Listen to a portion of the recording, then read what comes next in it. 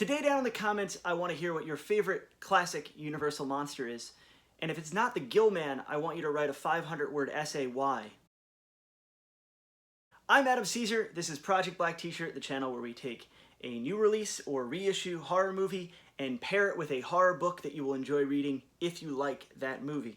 If you want to see more videos like this, be sure to subscribe and go check out my other videos. As I've talked about on the channel before, I am very much an optimist. I go into the movie theater or I put in a Blu-ray hoping to like a film, hoping for the best. And this week's movie, Leigh Whannell's new remake of The Invisible Man, a co-production between Universal and Blumhouse. It's not that I wasn't hoping for the best. It's not that I was coming at this movie with my arms crossed. I just, for whatever reason, couldn't quite summon a lot of enthusiasm for it. I wasn't like sitting down super pumped for the movie. I don't watch trailers. I try to avoid publicity materials just in general, just so I can go into a movie unspoiled and have the freshest experience possible. But just something about the idea of remaking The Invisible Man. It just feels like a movie or a story type that had been done a lot. And just in recent memory, I can't think of a time I've been more happy to have been kind of completely proven wrong. The Invisible Man is a really, really great updating of a classic story, and it really ticks almost every box that a movie like this should be presenting you with, and then even ticks some boxes I completely wasn't expecting a remake of The Invisible Man to bring me. It's awesome, and we're going to talk about why. So very briefly, the plot: Invisible Man stars Elisabeth Moss as Cecilia, or C, a woman who, right at the very start of the movie, there's this long introductory sequence where she's escaping her abusive boyfriend. She's escaping this guy.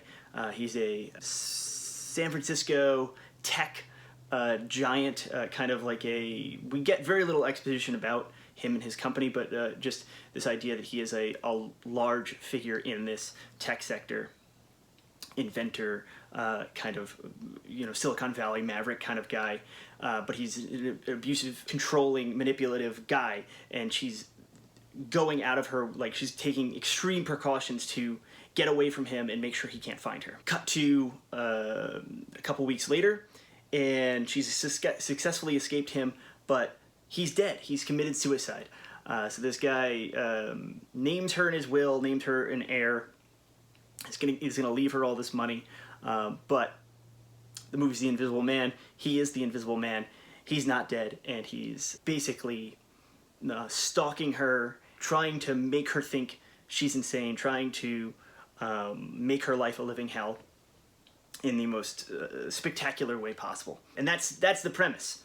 And what's great about The Invisible Man, and part of, I guess, my fear for a movie like this, is there's so much of the structure of the Boy Who Cried Wolf story, or the Elisabeth Moss Who Cried Wolf story, where you could just so get hung up on frustrating scenes where people don't believe her, which the movie has plenty of, and they're incredibly frustrating, incredibly, like, kind of emotionally complex and grueling. But the problem with sometimes with stories like this is the movie is called Invisible Man, it's going to be real, so it's kind of just a matter of, like, when is the horror going to start instead of if the horror is going to start. But this movie it just starts so smoothly and so early. Like, within 15 minutes there is proof that what she's saying is true, and we, the audience, gets to see it in this great scare sequence. It's a movie of contradictions because it is at the same time incredibly propulsive and never boring and always scary and tense, but also has these, like, long quiet moments where you're kind of, the eye is forced to play Where's Waldo, because the conceit is that he could be anywhere at any time, and a lot of times is there. So whole scenes are playing out, whether they're expository scenes, whether they're, like, generally comfortable scenes where she's bonding with her kind of extended adoptive family, where the specter of the fact that this dude is in the house, is with them most of the time, really, you never forget that. So where in other movies you'd be like, scare scene, break, scare scene, break. What's great about The Invisible Man is every moment, and the movie reminds you of this often, every moment could be a scare sequence. Every moment could be a character getting sucker punched, a character getting killed, a character, the house burning down. It could be any of these things could happen, and it really makes you paranoid as a viewer, and it makes you a very engaged audience, which I saw this at a preview screening last night, and it's so good. It feels so good to see a horror movie in a crowd that's vibing with it, in a crowd that is like 1 second screaming and then the next second kind of clapping because the movie's like, oh, you got me, good movie. And I just love that feeling. It's really hard to replicate. And the movies that do it, even when we see good horror films, I feel like half the time when there's a good horror film in a theatrical setting, I'm seeing it either early or I'm seeing it, the movie underperformed, and I'm seeing it with nobody in the theater. This is a movie that deserves to be seen in a large format, which they're doing. They're doing RPX and IMAX, which is a rarity for a movie like this. But it deserves to be seen big, deserves to be seen loud, and it deserves to be seen with a crowd that's hopefully going to put their freaking cell phones away and enjoy a film. But man, it's really cool. Great kind of ensemble cast, even though Elisabeth Moss is definitely the selling point here, and I'm a really, really big fan. I don't watch a ton of TV, but I'm a really huge fan of Mad Men, and her character in that is one of those like iconic TV characters when I think of like great, 20th century characters or actors and paired with characters. What's great about this movie is I didn't really think of Peggy Olson once. I was like, this is this character, and she's not Ellen Ripley. She's not this, complete badass. She's also not this completely damaged woman. She plays it with such pathos and so many different layers to this character that really could have been a one-note character. And that's the thing with The Invisible Man. It's the premise isn't entirely original. It's a remake. It's a remake of a movie that's been sequelized and ripped off, and we even have a Paul Verhoeven version of this story. It's a lot of questions of like, well, how do you do this interesting, and how do you do this, make it feel fresh, and how do you make this really pop? And it's a movie that does that. And like every 15 minutes, there's like a reveal or a scare or just a cool design choice or a cool staging choice where you're like, oh, that's how you do it differently. That's how you do this. And there's a few clear aesthetic similarities to Whannell's last film, Upgrade, which is kind of like a near future sci-fi like revenge action movie. But there's something about like the physicality and like the movement of the camera that you can very clearly tell. The fact that they are like tech stories in a way, tech thrillers. You can very, very much see how that movie was kind of the proving ground to build this movie. Not in like a bad way.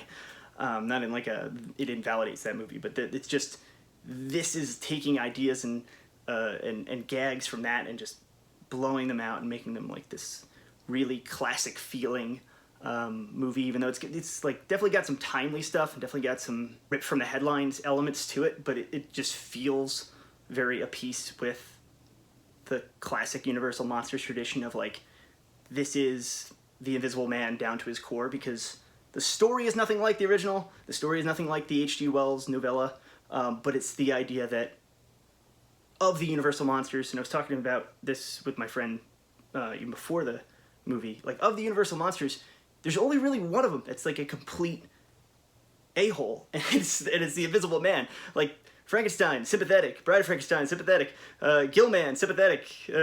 Hunchback of Notre Dame, sympathetic.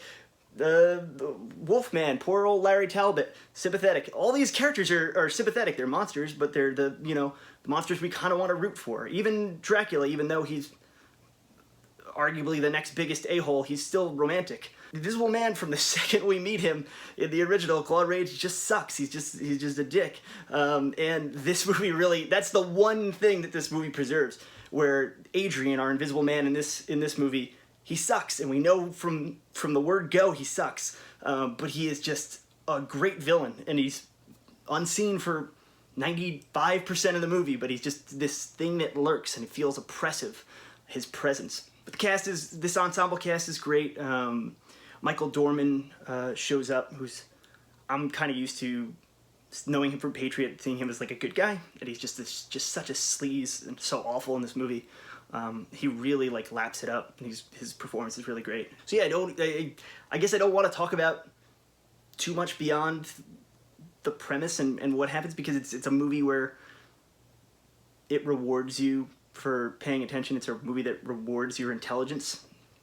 Like I said, there's very little expository blathering. It's just pure visual storytelling, showing you what the stakes are, why we should care, but also at the same time like a huge pop from the audience, from like a general audience was just digging this movie and just loving it and clapping at the end. It reminds me a little bit of kind of the Fatal Attraction, like The Hand That Rocks the Cradle style thriller, melted with a horror movie, melted with a sci-fi movie, and kind of the inverse of those stories. And it's got such a cool, interesting, fresh feel to it. And I really hope they do more Universal horror remakes in this vein, like a little stripped down, very much horror movies, very modern, with directors and actors and writers who've kind of proven themselves as good at this stuff, and just let them go, because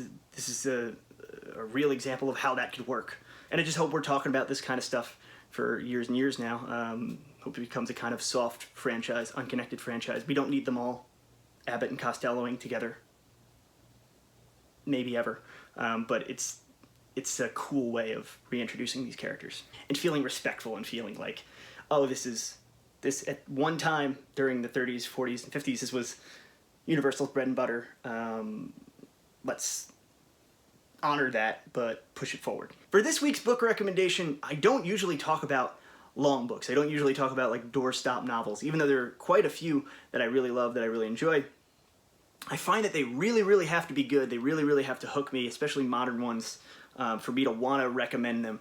But this next book is long, so kind of bucks that trend. It's called The Good House by Tananarive Due, and you're looking at the cover and you're looking at the name Good House, and you're like, oh, a haunted house story, like a Shirley Jackson riff, multi-generational thing. That's not what it is at all. That's kind of what I thought it was going to be, and it's not a haunted house story. It is a cool modern take on the voodoo story. It's about the granddaughter of someone who at one point was this kind of big voodoo priestess of the Northwest, and she inherits her house and she moves her kid in, and within the first chapter or two, her son commits suicide. And then the book kind of breaks and shifts backwards in time and shifts forward in time and shows you that like this kid wasn't suicidal. Something in the house, some kind of relic of this voodoo past that the house has, made him do it, and now is like a very real threat to the granddaughter in this town as she's trying to puzzle out what happened.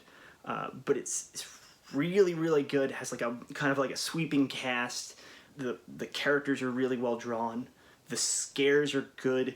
The sense of dread and stakes are like really high, because the way that the main bad guy in the book gets you to do harm to others is like really insidious and really really creepy. But very, very good book. A book that will reward you for investing the large amount of time it takes to read it. But excellent. I really can't recommend it enough. This is my first time reading this author, and I know she has a bunch of other books that I now want to get to. But for as far as finally giving Tananarive her due, this was a great one to start with, and I think you guys should check it out. Thank you so much to everyone who's written in, commented, and congratulated me on Clown of the Cornfield. As of recording this video, we are less than 6 months out from release, and I know that still sounds like a long time, but pre-ordering Clown of the Cornfield from Harper Teen, look at that beautiful Clive Barker blurb. If you pre-order this book, I really, really appreciate it. You can go to your local Barnes & Noble, you can go to your local brick and mortar independent bookstore and tell them you want a copy. Do it that way, that's great. I've got plenty of other novels and novellas and short stories and stuff for you to read in the meantime. but picking this up, and audiobooks and all that, but picking this up really helps me out. And thank you so much for the enthusiasm, and I'm going to keep pimping it forever, probably. All right, see you next time, guys.